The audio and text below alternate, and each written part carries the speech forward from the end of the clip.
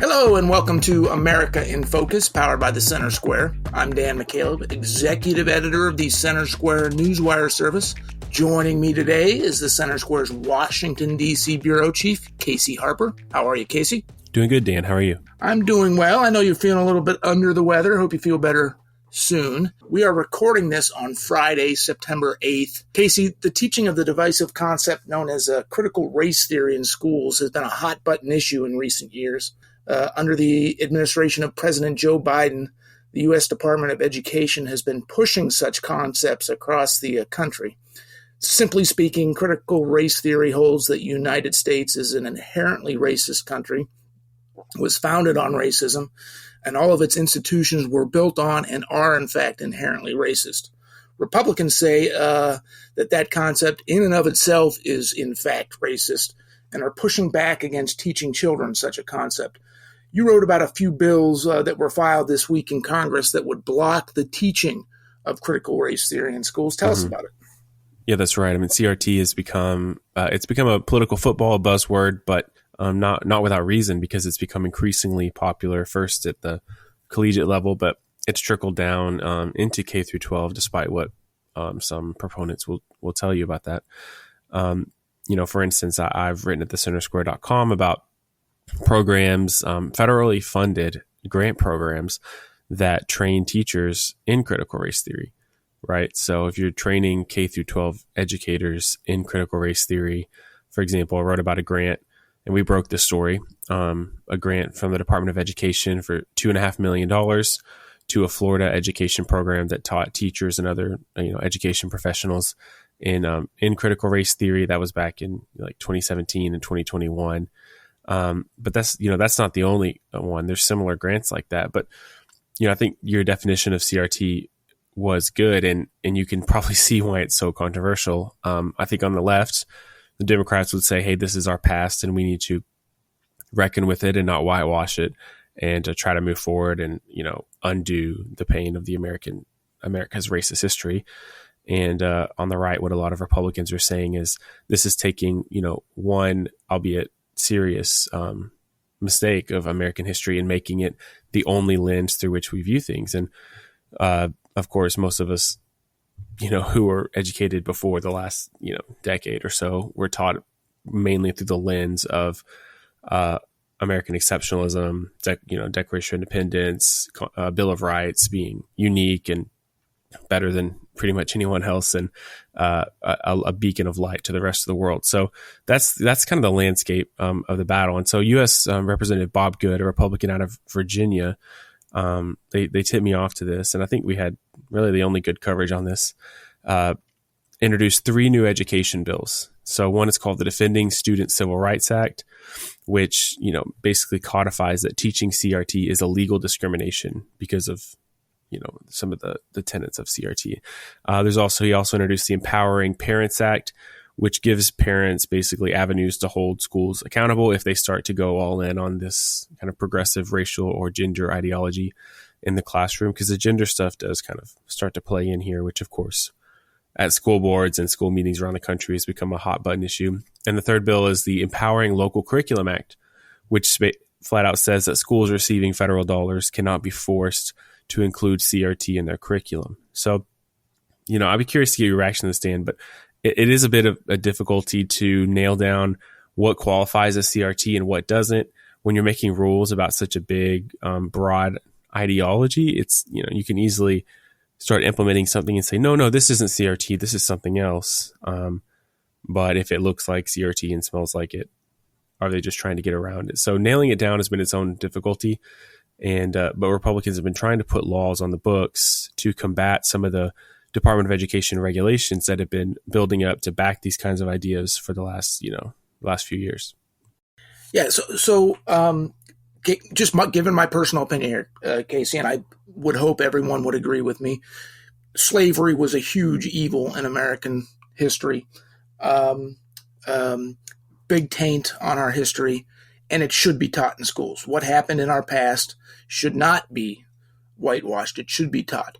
But to teach current students in 2023 that essentially Americans' institutions, the country, is still a racist country.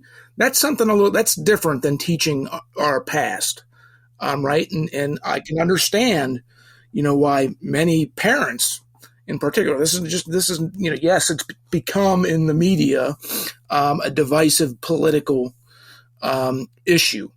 But as a parent of young children, which I was a few years ago, my kids are older now, I would have concerns about this being taught to my children when they were in elementary school, when they were in middle school, when they were in high school, that essentially all American institutions are racist, inherently racist, created on racist concepts, and still are racist, and that something major needs to happen to rectify that. Is that essentially what these bills that were filed, as you mentioned, by U.S. Representative Bob Good, a Republican from Virginia, by the way, are meant to address? Yeah, I mean, I think that's a big part of it. And others are doing this, to be clear. Tom Cotton has his legislation. There's, I believe Rubio has legislation. Other Republicans have tackled this from different angles because there's Department of Education regulations. There's different ways to come at this because it's pretty, in some ways it's pretty widespread throughout the country. And then there's the whole parent side and parents' rights, which has become a big issue. But I think you're right that it starts to feel political when you stop talking about, what happened during the Civil War and you start talking about what's happening today. It quickly becomes political. When you're teaching kids how to view current events, it's not really history anymore, is it? I mean, yeah, history, of course, is what happened and what formed where we are today. But I mean, when I was in school, we really didn't teach, history past like maybe you heard 1980s. I mean, you heard about World War II and then it kind of stopped after that. And you maybe had one class on Reagan, and if you're old enough, one class on 9/11 or something. And that was it. So a lot of history kind of stops at World War II because at a certain point it becomes social commentary, it becomes political commentary, and it stops being history. So I think that's part of it. And it just seems, this is a little bit, it seems like maybe there's just a lack of wisdom, a lack of nuance. When you view anything through one lens, it's really not the academic way. I mean, the academic way is to have an idea and to approach it objectively from several different angles and say it could be this way. And honest historians do that if you read history. And so to take everything and view it through one lens and to shoehorn all of a very complex history of millions and millions of peoples from all around the world into one kind of worldview, it's kind of religious, actually. If it's kind of like what people hate about some, religious education or something. So I think that's what we're bumping up against here is, I think there's most Americans would agree there's a validity to it, but when you make it central and when you make it really the exclusive way to view history, you start to run into issues. So in practical terms, Casey, we only have a minute or two here left. So my final question for you, in practical terms, these are bills that were filed in a very divided Congress.